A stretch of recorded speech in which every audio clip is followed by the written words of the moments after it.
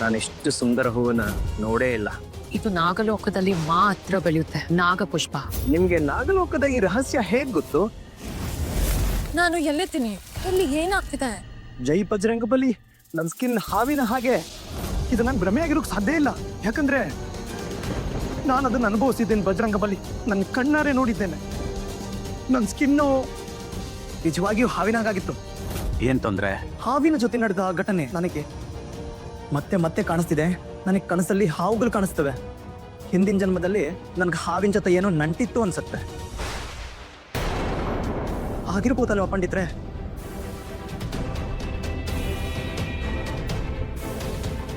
ಪಂಡಿತ್ರೆ, ನನ್ನ ಪ್ರಶ್ನೆಗಳಿಗೆ ಉತ್ತರ ಕೊಡಿ. ಹೆದರ್ಬೇಡ ರಾಜ್, ಮೊದಲು ಶಾಂತನಾಗು. ಇಲ್ಲಿ ಬಂದು ಮಲಗು. ಬಾ.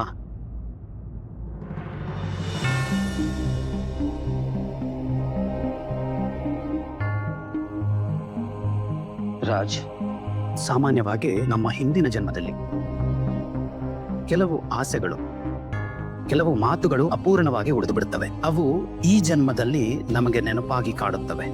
ಅದರಿಂದ ನಮ್ಮ ಈ ಬದುಕಲ್ಲಿ ಅಲ್ಲೋಲ ಕಲ್ಲೋಲ ಆಗುತ್ತೆ. ನಿನಗೆ ಸಹಾಯ ಮಾಡಲು ತಾನು ಸಂಪೂರ್ಣ ಪ್ರಯತ್ನ ಮಾಡ್ತೀನಿ. ನಿನ್ನ ಪ್ರತಿಯೊಂದು ಪ್ರಶ್ನೆಗೂ ಉತ್ತರ ಸಿಗುವ ಹಾಗೆ ಮಾಡ್ತೀನಿ. ಸರಿ ಪಂಡಿತ್ರೆ. ಕಣ್ಣು ಮುಚ್ಚು ಮತ್ತು 100ರಿಂದ ಹಿಮ್ಮುಖವಾಗಿ ಎಣಿಸೋಕೆ ಶುರು ಮಾಡು. 100, 99, 98. ಎಣಿಸುತ್ತಾ ಎಣಿಸುತ್ತಾ ಆಳವಾಗಿ ಉಸಿರು ತಗೋ. 97. ಮತ್ತು ದೇಹವನ್ನು ರಿಲ್ಯಾಕ್ಸ್ ಮಾಡು.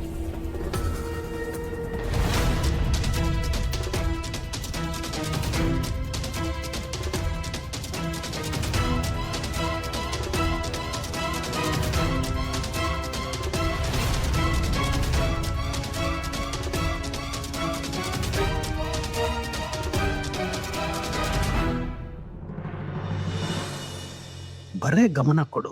ನಿನ್ಗೆ ಏನೇ ಕಾಣಿಸುತ್ತಿದ್ದರೂ ಅದ್ರ ಮೇಲೆ ಫೋಕಸ್ ಮಾಡು ಮತ್ತು ನೀನು ಯಾರು, ಎಲ್ಲಿದ್ದೀಯಾ ಅಂತ ನನಗೆ ಹೇಳು.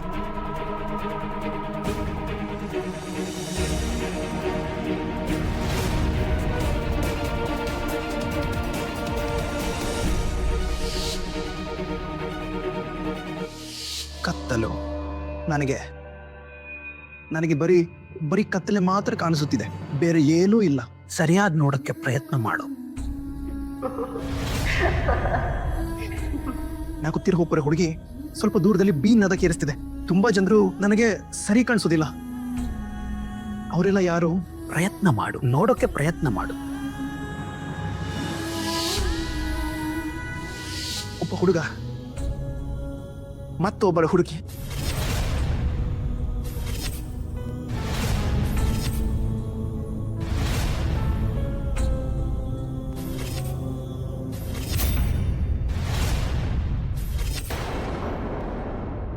ಇಬ್ರು ತುಂಬಾ ಖುಷಿಯಾಗಿದ್ದಾರೆ.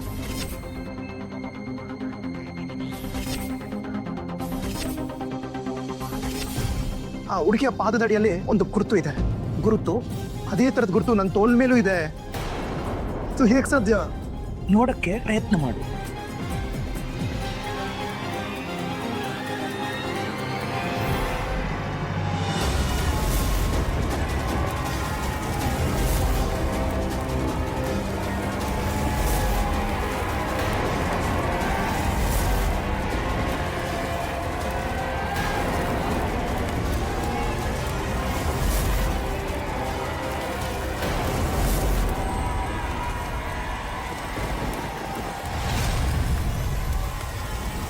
ಇದೆಲ್ಲ ಏನಾಗ್ತಿದೆ ಮಹಾದೇವ?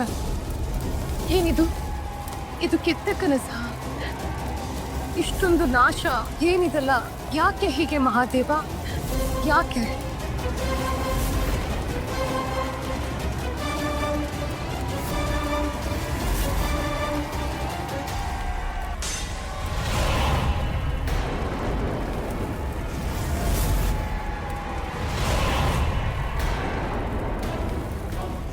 ನಾಗಮಾತೆ, ಇದು ನಾವು ಎಲ್ಲಿದ್ದೀವಿ ನಾಗಮಾತೆ? ಇದೆಲ್ಲ ಏನ್ ನಡೀತಿದೆ? ನಿನ್ಗೆ ಈ ಜಾಗ ಗೊತ್ತಿಲ್ವೇ? ಇಲ್ಲ ನಾಗಮಾತೆ. ಇದು ನಿನ್ನ ಮನೆ, ನಾಗಲೋಕ. ಮಿನ್ನ ಮತ್ತು ನಾಗಾರ್ಜುನನ ಮನೆ.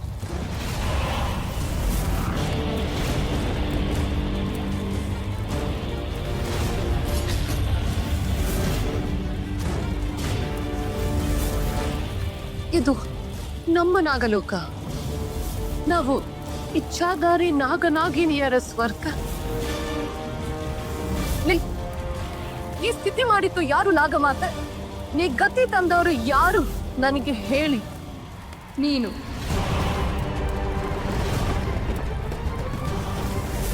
ಈ ನಾಗಲೋಕದ ಸ್ಥಿತಿಗೆ ಕಾರಣ ನೀನೆ. ನಾನ ನಾಗಮಾತೆ, ಈ ವಿನಾಶ ಇದೆಲ್ಲ ನನ್ನ ನಾಗಲೋಕದಲ್ಲಿ ಯಾಕೆ ಮಾಡ್ಲಿ? ಇದೆಲ್ಲ ನಾನು ಯಾಕೆ ಮಾಡಿದೆ ನಾಗಮಾತೆ? ಯಾಕೆ?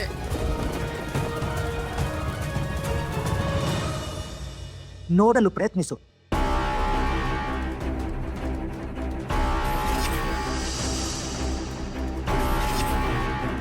ಒಂದು ಬಹಳ ದೊಡ್ಡ ದೇವಸ್ಥಾನ. ಆ ದೇವಸ್ಥಾನದಲ್ಲಿ ಒಂದು ಶಿವಲಿಂಗ ಇದೆ. ಅದ್ರ ಸುತ್ತ ಹಾವರು ಸುತ್ತಕೊಂಡಿವೆ.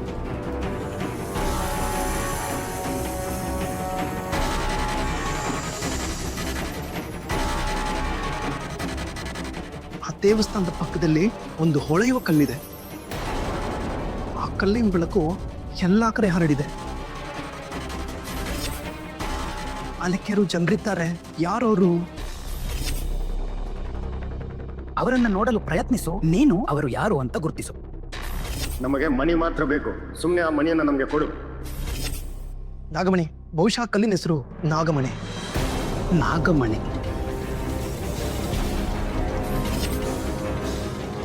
ಅವರ ಆ ನಾಗಮಣಿಗಾಗಿ ತಮ್ಮೊಡ ಜಗಳ ಮಾಡ್ತಿದ್ದಾರೆ.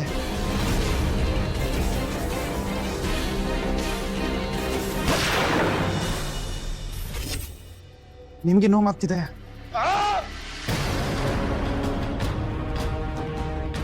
ಈ ಹುಡುಗ ತುಂಬಾ ಒತ್ತಡದಲ್ಲಿರುವಂತ ಕಾಣ್ತಿದ್ದಾನೆ. ಇವನ ಬದುಕಿಗೆ ವಾಪಸ್ ತರಬೇಕು, ಇಲ್ದಿದ್ರೆ ಅಲ್ಲೇ ಸಿಕ್ಕಿ ಹಾಕಿಕೊಳ್ತಾನೆ. ರಾಜ್, ರಾಜ್, ನಿನ್ನ ಬದುಕಿಗೆ ವಾಪಸ್ ಬಾ ರಾಜ್. 1 2 3. ನಿನ್ನ ಬದುಕು ನಿನ್ನನ್ನು ವಾಪಸ್ ಕರೆಯುತ್ತಿದೆ ರಾಜ್. ವಾಪಸ್ ಬಾ.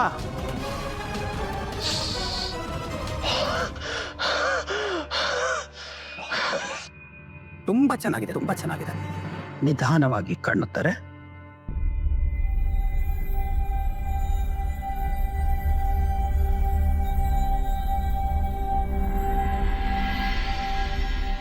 ಪಂಡಿತ್ರೆ, ನನ್ನ ಪ್ರಶ್ನೆಗಳಿಗೆ ಉತ್ತರ ಸಿಗ್ತಾ? ಹೆಚ್ಚೇನು ಗೊತ್ತಾಗ್ಲಿಲ್ಲ, ಆದ್ರೆ ಎಷ್ಟು ಗೊತ್ತಾಯ್ತೋ ಅದರಿಂದ ಒಂದು ರಹಸ್ಯಮಯ ನಾಗಮಣಿ ಇದೆ ಅಂತ ಗೊತ್ತಾಗಿದೆ. ಅದಕ್ಕೆ ನಿನ್ನ ಜೊತೆ ಆಳವಾದ ಸಂಬಂಧ ಇದೆ.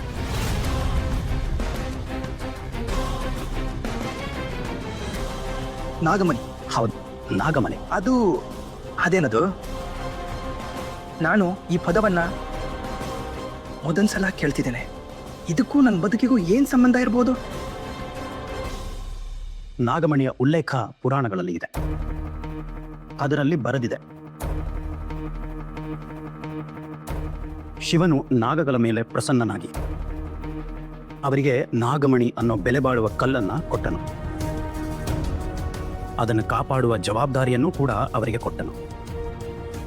ಆಗಿನಿಂದ ನಾಗಿಣಿಯರು ಅದನ್ನು ಕಾಪಾಡುತ್ತಾ ನೋಡಿಕೊಳ್ಳುತ್ತಾ ಬಂದಿದ್ದಾರೆ. ಅದಕ್ಕೆ ಬದಲಾಗಿ ಆ ನಾಗಮಣಿ ಅವರಿಗೆ ಶಕ್ತಿಗಳನ್ನು ಕೊಡುತ್ತದೆ. ಆದರೆ ಆ ನಾಗಮಣಿ ಯಾವುದಾದ್ರೂ ಸಾಮಾನ್ಯ ಮನುಷ್ಯನ ಕೈಗೆ ಸಿಕ್ಕರೆ ಆ ಮನುಷ್ಯ ಅಮರನಾಗುತ್ತಾನೆ. ಆದರೆ ಅದೇ ನಾಗಮಣಿ ಒಬ್ಬ ಕೆಟ್ಟ ಮನುಷ್ಯನ ಕೈಗೆ ಸಿಕ್ಕರೆ ಅದು ಭಯಾನಕ ವಿನಾಶವನ್ನೇ ಮಾಡುತ್ತದೆ.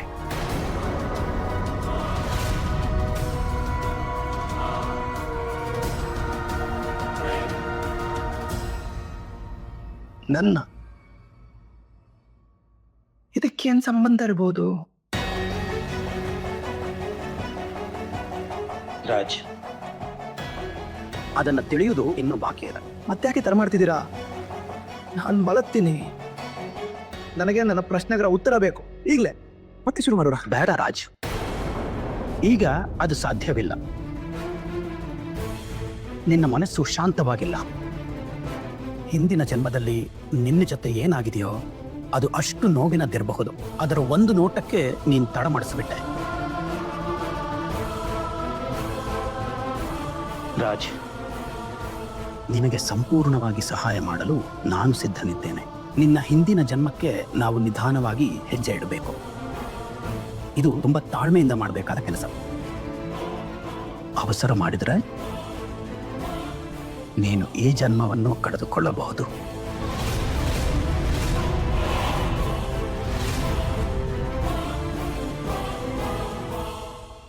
ಇವತ್ತಿಗಿಷ್ಟು ಸಾಕು ರಾಜ್.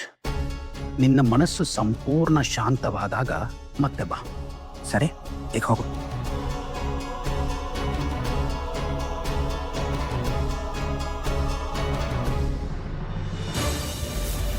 ನಿನ್ನ ಮೇಲೆ ನಂಬಿಕೆ ಇಟ್ಟು ನಾಗಲೋಕದ ತುಂಬಾ ದೊಡ್ಡ ಜವಾಬ್ದಾರಿಯನ್ನು ನಿನಗೆ ಕೊಡಲಾಗಿತ್ತು. ನಾಗಾರ್ಜುನನನ್ನು ಹುಡುಕಿ ಅವನ ಕೊಲೆಗಾರರನ್ನು ಪತ್ತೆ ಹಚ್ಚಿ ನಾಗಮಣಿಯನ್ನು ಮರಳಿ ಪಡೆಯಲು. ನಾಗಲೋಕದಲ್ಲಿ ಸಮತೋಲನ ಕಾಪಾಡೋದು ಆ ನಾಗಮಣಿಗೆ.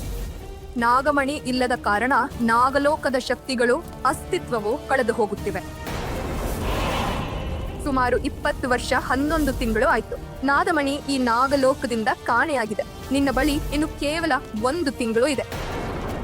30 ದಿನಗಳಲ್ಲಿ ನೀನು ನಾಗಲೋಕದಲ್ಲಿ ನಾಗಮಣಿಯನ್ನು ಸ್ಥಾಪಿಸದಿದ್ದರೆ ಈ ನಾಗಲೋಕ ಸ್ಮಶಾನವಾಗಿ ಬದಲಾಗುತ್ತದೆ ಮತ್ತು ಈ ಲೋಕದಿಂದ ಇಚ್ಛಾಧಾರಿ ನಾಗ ನಾಗಿನಿಯರ ಹೆಸರು ಗುರುತೆ ಮಾಯವಾಗುತ್ತದೆ. ಬೇಡ ನಾಗಮಾತೆ, ನಿಮ್ಗೆ ಗೊತ್ತಲ್ಲ, ನಾನು ನನ್ನ ನಾಗಲೋಕಕ್ಕೆ ಅಂಥದ್ದಾಗಲು ಎಂದಿಗೂ ಬಿಡಲ್ಲ. ಇದು ನಿಮ್ಮ ಶಿವಾಂಗಿ ನಿಮ್ಗೆ ಕೊರುವ ಮಾತು. ಸಾಕು, ಇನ್ನು ಯಾವ ವಾಗ್ದಾನವೂ ಬೇಡ. ಹೇಗಿದ್ರೂ ನೀನು ತುಂಬಾ ಸಮಯ ವ್ಯರ್ಥ ಮಾಡಿದ್ಯಾ. ಕಾಣ್ತಾ ಇದೆಯಲ್ಲ, ನಾಗಲೋಕದ ಈ ಸ್ಥಿತಿ ಇದಕ್ಕೆ ಹೊಣೆ ನೀನೆ. ಆದ್ರೆ ನಾನು ಪೂರ್ಣ ಪ್ರಯತ್ನ ಮಾಡ್ತಾ ಇದ್ದೀನಲ್ಲ ಮಾತೆ. ಪ್ರಯತ್ನ ಏನ್ ಮಾಡಿದ್ಯಾ ನೀನು? ರಾಜ್ನ ನೆನಪು ಮರಳಿ ತರಲು ನಿನ್ನಿಂದ ಆಯ್ತಾ? ಅವನ ಕೊಲೆಗಾರ ಯಾರು ಅಂತ ಪತ್ತೆ ಹಚ್ಚಿದೆಯಾ? ನಾಗಮಣಿ ಎಲ್ಲಿದೆ ಅಂತ ಕಂಡು ಹಿಡ್ದಿಯಾ? ಇಲ್ಲ ಶಿವಾನಿ, ಇಲ್ಲ. ಇದರಲ್ಲಿ ಒಂದನ್ನು ನೀನು ಇವತ್ತಿನವರೆಗೆ ಮಾಡಿಲ್ಲ. ಏನೂ ಮಾಡಿಲ್ಲ. ಈಗ ನನ್ನ ರಾಜ್ ನನಗೆ ಸಿಕ್ಕಿತಾನೆ ನಾಗಮಾತೆ. ಈಗ ನಾನು ಎಲ್ಲವನ್ನೂ ಮಾಡ್ತೇನೆ. ನನ್ನ ಮೇಲೆ ನಂಬಿಕೆ ಇಡಿ. ನಿನಗ್ ಗೊತ್ತಲ್ಲ, 21 ವರ್ಷ ನಾಗಮಣಿ ಯಾರ ಬಳಿಯೇ ಉಳಿದ್ರೂ ಅವನೇ ಅದ್ರ ಸ್ವಾಮಿಯಾಗುತ್ತಾನೆ. 21 ವರ್ಷಗಳಿಂದ ನಾಗಮಣಿ ಕೊಲೆಗಾರರ ಬಳಿಯೇ ಇದೆ. ಒಬ್ಬ ಮನುಷ್ಯ ನಾಗಮಣಿಯ ಸ್ವಾಮಿಯಾದರೆ ವಿನಾಶವೇ ಆಗಿಬಿಡುತ್ತದೆ. ನಿನ್ ಬಳಿ ಸಮಯ ಇಲ್ಲ ಶಿವಾನಿ. ಹೋಗು, ನಿನ್ನ ಮನೆಯನ್ನು ನಿನ್ನ ಕುಟುಂಬವನ್ನು ಉಳಿಸು. ಇನ್ನು ಎಲ್ಲವೂ ನಿನ್ನ ಮೇಲೇ ಇದೆ ಶಿವಾನಿ, ನಿನ್ನ ಮೇಲೆ.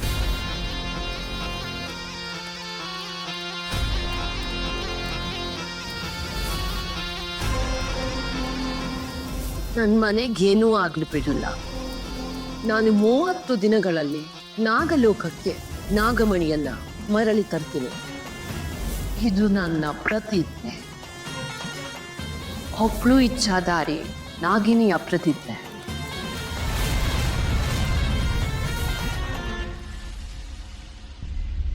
ಸಂಜೆಯಿಂದ 5ನೇ ಸಲ ಫೋನ್ ಮಾಡಿದ್ದೀನಿ ನಂದಿನಿ, ಆದ್ರೆ ಪ್ರತಿ ಸಲ ಈ ಪ್ರಿಯಾಡೆ ಫೋನ್ ಎತ್ತುತ್ತಾ ಇರ್ತಿದ್ದಾಳೆ. Nandini, where are you?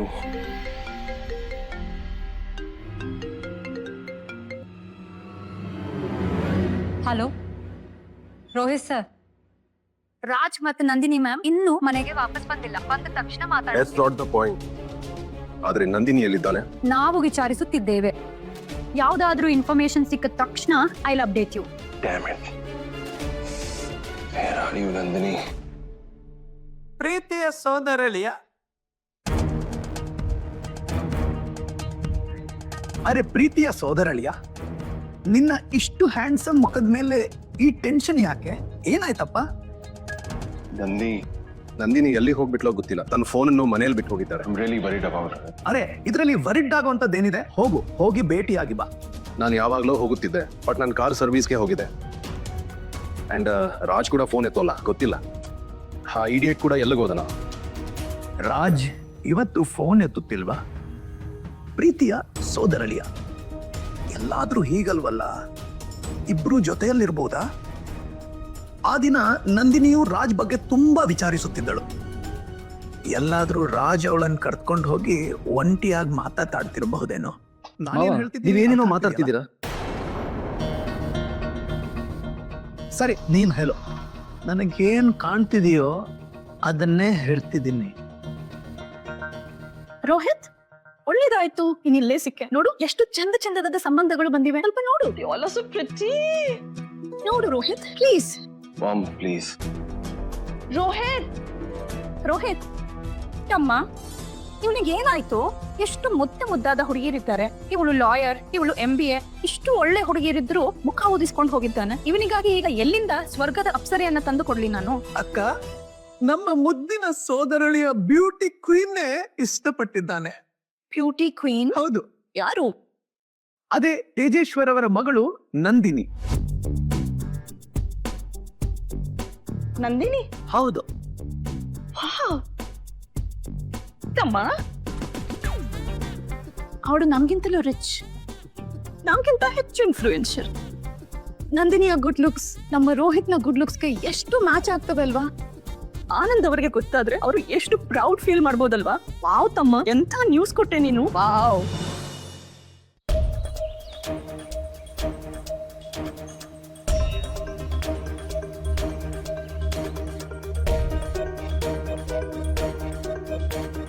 ಯಾವುದೋ ರಹಸ್ಯಮಯ ನಾಗಮಣಿ ಇದೆ, ಅದ್ರ ಜೊತೆ ನಿನಗೆ ಆಳವಾದ ಸಂಬಂಧ ಇದೆ.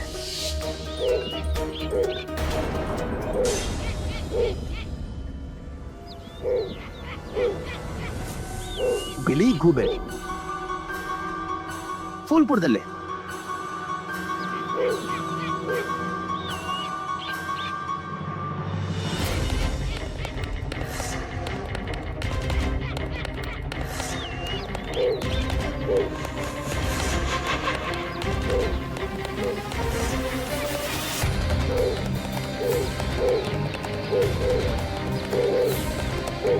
ಕಿರುಚಾಟ, ಈ ಕಿರುಚಾಟ ನನ್ನನ್ನು ಹುಚ್ಚರನ್ನಾಗಿಸಿದೆ.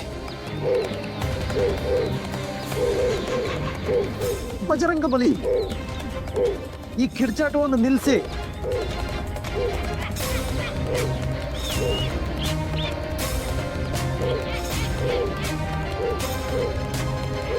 ಅಯ್ಯೋ, ಕಿರುಚಾಟ ನಾನು ಹುಚ್ಚನಾಗಿ ಬಿಡ್ತೀನಿ.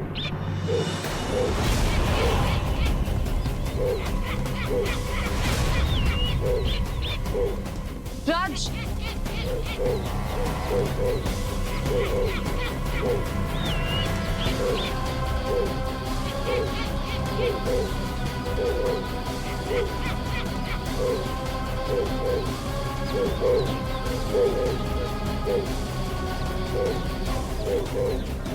ಈ ಗೂಬೆಯ ಕಿರುಚಾಟ ನನ್ನ ಮೇಲೂ ಪರಿಣಾಮ ಬೀರುತ್ತಿದೆ. ತುಂಬಾ ಶಕ್ತಿಶಾಲಿ ಶಕ್ತಿ ಇದನ್ನು ಇಲ್ಲಿಗೆ ಕಳಿಸಿರುವಂತೆ ಕಾಣುತ್ತದೆ. ಜೈ ಬಜರಂಗ ಬಲಿ.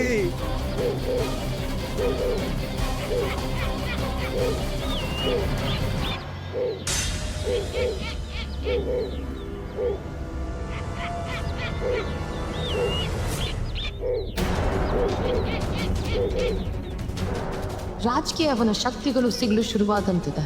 ಆದರೆ ರಾಜ್ ಇನ್ನೂ ಇವುಗಳನ್ನ ಎದುರಿಸುವಷ್ಟು ಶಕ್ತಿಶಾಲಿಯಾಗಿಲ್ಲ. ಸತ್ಯಕ್ಕೆ ನಾನೇ ಏನಾದರೂ ಮಾಡಬೇಕು.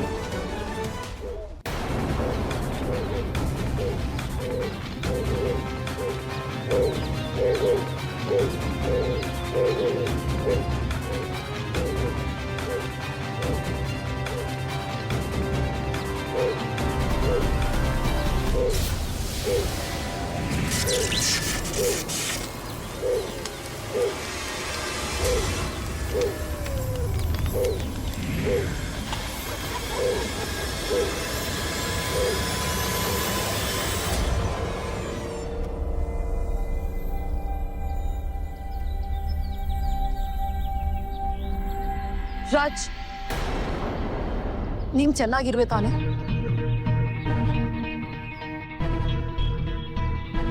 ನಂದಿನಿ ಅವರೇನಾದ್ರು ಎಲ್ಲವನ್ನು ನೋಡಿಬಿಟ್ರಾ? ನನ್ನ ಸ್ಕಿನ್, ಆ ಗೂಬೆ ಎಲ್ಲ ಗಡಿಬಿಡಿ ಆಗ್ಬಿಡುತ್ತೆ. ಅದೇ ನಂದಿನಿ ಅವರೇ, ನೀವೇನನ್ನು ನೋಡಿಲ್ಲ ತಾನೆ? ಅಂದ್ರೆ ನಾನು ಹೇಳೋದು ಕಳ್ಳ, ದರೋಡೆಕೋರ, ಪಕ್ಷಿ, ಪರಿ ಅಂತದ್ದೇನಾದರೂ? ಇಲ್ಲ ರಾಜ, ನಾನಂಥದ್ದೇನೂ ನೋಡಿಲ್ಲ. ನಿನ್ನ ಇಲ್ಲಿ ನೋವಿನಿಂದ ಬಳಲುತ್ತಿರೋದನ್ನ ನೋಡಿದೆ, ಅದಕ್ಕೆ ಇಲ್ಲಿಗೆ ಬಂದೆ. ನೀನು ಚೆನ್ನಾಗಿರುವೆ ತಾನೆ? ಅಯ್ಯೋ, ನಾನು ತುಂಬಾ ಚೆನ್ನಾಗಿದ್ದೀನಿ. ನಾನು ಡ್ರಾಮಾ ಪ್ರಾಕ್ಟೀಸ್ ಮಾಡ್ತಿದ್ದೆ ನೋಡಿ, ನನ್ನ ಆಕ್ಟಿಂಗ್ ಎಷ್ಟು ಚೆನ್ನಾಗಿದೆ ಹೌದಲ್ಲ? ನಿಮ್ಮನ್ನು ಯಾಮರ್ಸ್ಬಿಟ್ಟೆ ಅಲ್ವಾ? ಮತ್ತು ನೀವು ಟೆನ್ಷನ್ ತಗೊಳ್ಬೇಡಿ, ನಾನು ಪೂರ್ತಿ ಫಿಟ್ ಅಂಡ್ ಫೈನ್. ನೀವು ಹೇಳಿ, ಇಲ್ಲಿ ಬಂದಿದ್ದೆ ಹೆಂಗೆ? ರೋಹಿತ್ ಜೊತೆ ನನ್ಗೊಂದು ಮೀಟಿಂಗ್ ಇತ್ತು, ಅದಕ್ಕೆ ನಾನು ಇಲ್ಲಿಂದ ಹೀಗೆ ಹೋಗ್ತಿದ್ದೆ. ಅನೇ ವಾ, ರೋಹಿತ್ ಬಾಬು ಜೊತೆ ಮೀಟಿಂಗಾ? ಹಾಗಾದ್ರೆ ನೀವೇ ನಿಂತಿದ್ದೀರಾ? ಹೋಗಿ, ರೋಹಿತ್ ಬಾಬು ನಿಮ್ಗಾಗಿ ಎಷ್ಟು ಆತುರದಿಂದ ಕಾಯ್ತಿರ್ಬೋದು. ಅಂದ್ರೆ ನಾನು ಹೇಳೋದ್ರ ಅರ್ಥ ಏನಂದ್ರೆ, ಅವ್ರಿಗೆ ಸ್ವಲ್ಪ ತಡವಾಗಿ ಬರೋರು ಇಷ್ಟ ಇಲ್ಲ, ಹಾಗಾಗಿ ನೀವು ಹೋಗಿ. ರಾಜ್, ನಿನ್ನ ಕಿವಿಗಳಿಂದ ರಕ್ತ ಬರುತ್ತಿದೆ.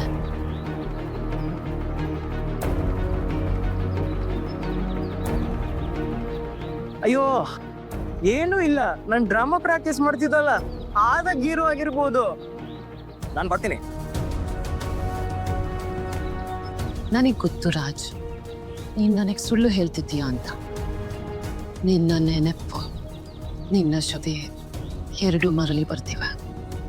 ಈ ಪ್ರಕ್ರಿಯೆ ನಿನಗೆ ಸುಲಭವಾಗಿರಲ್ಲ. ಪ್ರಕೃತಿ ನಿನ್ನ ಶಕ್ತಿಗಳನ್ನ ನಿನಗೆ ಮತ್ತೆ ಕೊಡಲು ಯತ್ನಿಸಿದಾಗಲೆಲ್ಲ ಆಗ ನಿನಗೆ ಇಂಥದ್ದೇ ನೋವು ಅನುಭವಿಸ್ಬೇಕಾಗತ್ತೆ. ಮತ್ತು ನಾನು ಬಯಸಿದ್ರೂ ನಿನಗೆ ಯಾವ ಸಹಾಯವೂ ಮಾಡ್ಲಾಗಲ್ಲ.